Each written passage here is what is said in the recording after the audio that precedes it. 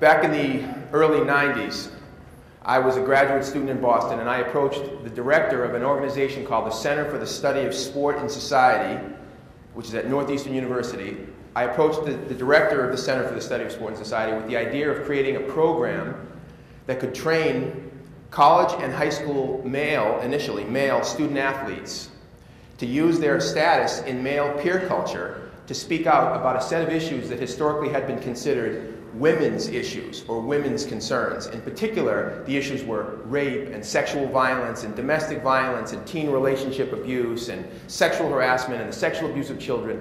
Historically, women had been at the forefront and continue to be at the forefront of all this work. But my feeling was we need more men involved. And how are we going to get more men involved? How are we going to get more men to start standing up and speaking out in high schools and in middle schools even, but certainly in the whole society? How are we going to get more men to start standing up and speaking out and standing with women, not against them, but with women in the service of preventing violence and abuse and harassment? And I thought, okay, one place to go would be the sports culture, to find men to do this. Now, some people would think, well, why did you go to the sports culture? Was it because of male athletes assaulting women? And the answer is, that's a big problem in our society. Let's be clear. Male athletes at all levels being abusive, both towards women and girls, as well as towards other men and boys, is a problem. But that wasn't the reason why I went into the sports culture initially. It was because I knew that the sports culture had a potentially positive role to play in all of this.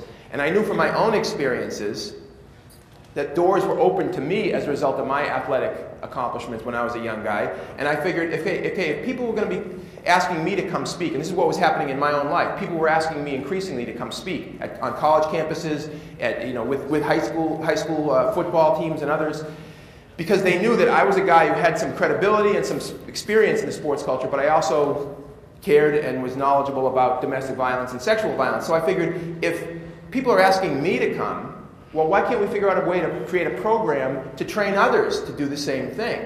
That was the thinking. So again, it was about the positive role of athletics rather than a critique of athletics.